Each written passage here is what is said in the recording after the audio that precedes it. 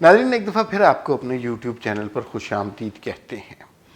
اور جیسا کہ آپ جانتے ہیں اس وقت ملک میں 3 طرح کی سوچیں کام کر رہی ہیں، اور جب اس طرح، اور تینوں ایک دوسرے سے کوئی تعلق نہیں رکھتی، اور جب اس طرح کی مختلف سوچیں ہوتی ہیں، سیاسی مختلف پارٹیاں ہوتی ہیں تو اور ان کے درمیان کوئی ڈائلاگ نہیں ہوتا، تو ماضی میں اس کا نتیجہ مارشل لا کی صورت میں نکلتا رہا ہے۔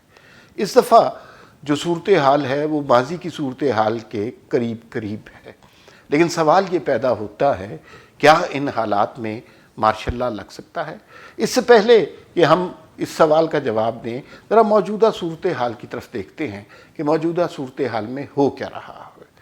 ایک طرف عمران خان کی حکومت ہے جو ماضی میں کبھی اپوزیشن کے ساتھ ڈائلاگ کرنا نہیں چاہتی تھی، ہمیشہ انہیں کرپٹ، چور، قاتل، غدار جو لفظ ان کے منہ میں آتا تھا وہ کہہ دیتے تھے۔ اپوزیشن نے جب اس اسمبلی کا پہلا سیشن ہوا اس وقت بھی مدد کی اور تعاون کی اور ڈائلاگ کی بات کی، لیکن عمران خان اس سے منکر ہوتے رہے، اور عمران خان نے سوچا کہ ہم ان لوگوں سے، بقول ان کے کرپٹ اور چور لوگوں سے کبھی بھی ڈائلاگ نہیں کریں گے، کیونکہ عمران خان کی ساری سیاست ہی اسی نعرے کے اوپر مبنی ہے۔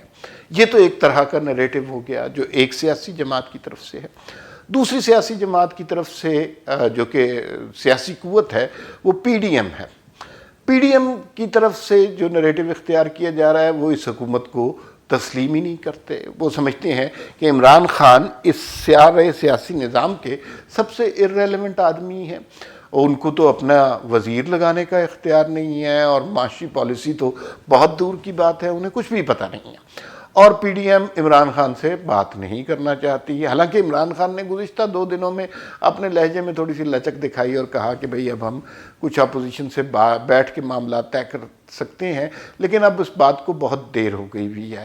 اب پی ڈی ایم بالکل اٹیک پہ ہے بقول مریم نواز کے، اور وہ ہر جگہ پاکستانی عوام کو ایکٹیویٹ کر چکی ہے، کراچی سے لے کے کوئٹہ، پشاور، ملتان اور اب لاہور میں جلسہ ہونے والا ہے۔ وہ سمجھتے ہیں کہ یہ عمران خان ایک جعلی حکمران ہے اور نااہل حکمران ہے، اور یہ ایک دھاندلی کے ذریعے سلیکٹ کر کے اس اسمبلی میں لایا گیا ہے، اس سے بات کرنے کا کوئی فائدہ نہیں ہے۔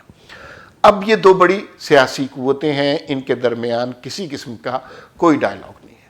تیسری بڑی سیاسی قوت اس ملک کی ملٹری اسٹیبلشمنٹ ہے۔ آپ اسے مانیں یا نہ مانیں، لیکن وہ اس ملک کی سیاست میں ایک بہت بڑی حقیقت بن چکی ہوئی ہے۔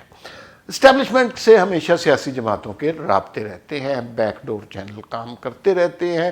ماضی میں انہی بیک ڈور چینلز کو رات کو خفیہ ملاقاتوں کے نتیجے میں حکومتیں آتی بھی رہیں، حکومتیں جاتی بھی رہیں، اور شاید ان سے ڈائلاگ کرنے کی ضرورت پڑے، لیکن انہوں نے ڈائلاگ کے سارے رستے بند کر دیے۔ آپ کو یاد ہوگا کہ محمد زبیر صاحب گورنر ملے تھے جناب قمر جاوید باجوہ صاحب سے، چیف آف آرمی سٹاف سے، اور اتنے ہتک آمیز انداز میں اس خبر کی تشہیر کی گئی تھی کہ یہ این آر او مانگنے آ گئے ہیں، یہ ہم سے بات کرنا چاہ رہے ہیں، ہم انہیں این آر او نہیں دیں گے، اور یہ جو ہے نا منتیں ترلے کرنے آ گئے ہیں۔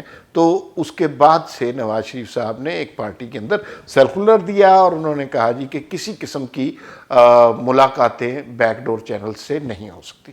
تو اس سیاسی قوت کے ساتھ بھی جو کہ پی ڈی ایم کا ہر قسم کا رابطہ منقطع ہے، کسی قسم کا ڈائلاگ نہیں ہو رہا۔ حکومت اپنے کام کیے جا رہی ہے، اور وہ کام کیا ہے؟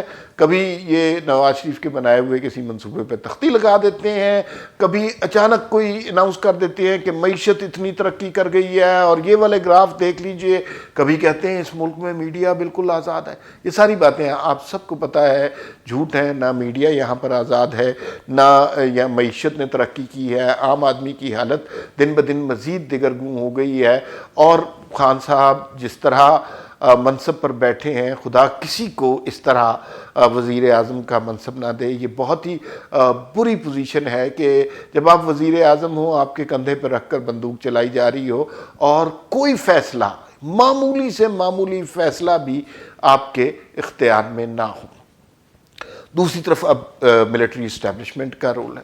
ملٹری اسٹیبلشمنٹ کی طرف سے یقیناً ان کے حلقوں میں پریشانی ہوگی، اس لیے کہ نواز شریف نے جو کمال کیا ہے انہوں نے، اور پی ڈی ایم کے تمام سیاسی جماعتوں نے، انہوں نے بڑے واضح طور پہ کہا ہے کہ بھئی ہمارا جو اختلاف فوج کے ساتھ نہیں ہے، ہم کسی ادارے کے خلاف نہیں ہیں. اور بار بار یہ دو نام لیے گئے ہیں. انہوں نے کہا مسئلہ یہ ہے کہ جنرل قمر جاوید باجوہ اور D G I S I general Faiz یہ بنیادی طور پر وجہ اناد ہیں اور ان کو جانا ہوگا.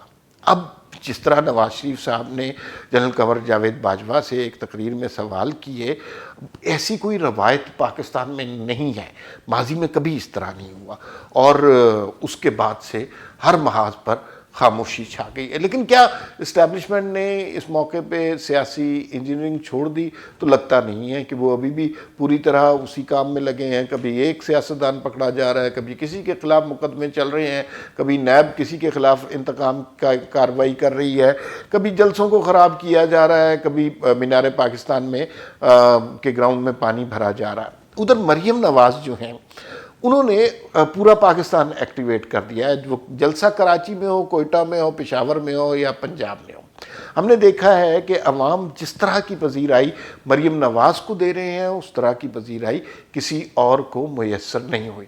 اب انہوں نے نیا کام یہ پکڑا ہے کہ لاہور کے ایک ایک حلقے میں جاتی ہیں، NA-128 میں بھی گئیں، NA-127 میں بھی گئیں.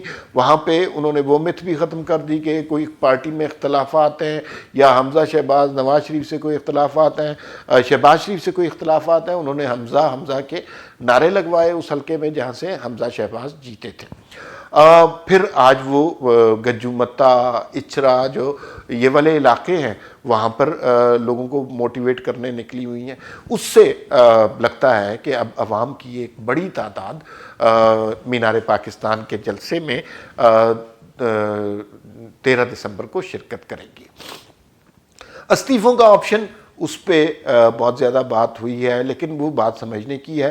استعفوں کے بارے میں یہ کہا گیا ہے کہ 31 دسمبر تک تمام ممبران پارٹی قائدین کے ہاتھ میں استعفے دے دیجئے، ان کے پاس جمع کروا دیجئے. اور استعفے دینے کا ابھی فیصلہ نہیں ہوا کہ کس وقت دینا ہے. لیکن اگر یہ بات جو چل رہی ہے کہ استعفے دے دیے تو اس کے بعد کیا ضمنی انتخابات ہوں گے، تو یہ ایسا نہیں ہو سکتا. 125 سے زیادہ قومی اسمبلی کی نشستیں ہیں، پنجاب میں اسمبلی کی آدھی سے زیادہ نشستیں ہیں، سندھ اسمبلی پوری کی پوری اڑ گئی، KP کے اور بلوچستان میں بھی 40-50% لوگ اگر مستعفی ہو جائیں تو ضمنی انتخابات نہیں ہو سکتے، پھر جنرل الیکشن ہی ہوں گے. اب 13 دسمبر کے جلسے میں 4 اہم کام ہوں گے، اور وہ کام ان میں سے یہ آپشنز ہیں، اس میں سے یہ کام ہو سکتے ہیں کہ کسی لانگ مارچ کا اعلان کیا جائے گا، کسی دھرنے کا اعلان کیا جائے گا، استعفے دینے کے بارے میں بات کی جائے گی، یا پھر 3 بڑے لوگوں کے استعفے مانگے جائیں گے. ان میں سے ایک نام حضرت عمران خان صاحب کا ہے. تو یہ وہ سچویشن پیدا ہو گئی ہے کہ اب درمیان میں کوئی ڈائلاگ نہیں رہا، کوئی گفتگو نہیں ہو رہی. اور ماضی میں جب اس طرح کا ڈیڈ لاک آ جایا کرتا تھا تو مارشل لا لگا دیا جاتا تھا.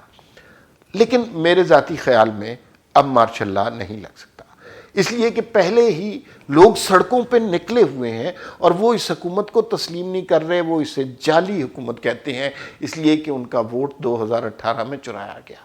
لوگ اپنے ووٹ کے چوری ہونے پر اتنے جو ہیں غصے میں ہیں، تو اگر ان سے ان کا آئین، جمہوری حق چرا لیا گیا تو یقیناً پھر لوگ بات جلسوں میں نہیں سڑکوں پر کریں گے. دوسری بات یہ ہے کہ جو انٹرنیشنل ہماری کمٹمنٹس ہیں، جس طرح کی اب دنیا میں تبدیلیاں آ رہی ہیں، ٹرمپ جیسے لوگ اب امریکہ سے چلے گئے ہیں، اور وہ جو ایک جنونی قسم کی لیڈرشپ تھی اب اس کا زوال آ رہا ہے. تو اس صورت میں میرے خیال میں دنیا میں بھی پاکستان میں لگا ہوا مارشل لا پسند نہیں کیا جائے گا. ہم پہ انٹرنیشنل ریسٹرکشنز لگ جائیں گی. غریب آدمی کی جو حالت ہے وہ اس سے 100 گنا زیادہ بدتر ہو جائے گی، اور کوئی شخص اس قسم کا رسک لینے کو تیار نہیں ہے، اور نہ انہیں ہونا چاہیے، اس لیے کہ اب بات بہت دور تک چلی گئی ہے. تو اس صورتحال میں جب مارشل لا نہیں لگ سکتا اور ایک طرف پولیٹیکل پارٹیز اپوزیشن اکٹھی ہوئی ہے، حکومت کی کوئی ویلیو نہیں ہے، تو اس سارے کا نتیجہ کیا نکلے گا؟ دیکھیے، اگر اس سارے کا نتیجہ مارشل لا کی صورت میں نکلا، فرض کیجئے کہ ایسا ہو سکتا ہے، تو پھر یہ مارشل لا اس ملک کی تاریخ کا آخری اور سب سے مختصر مارشل لا ہوگا۔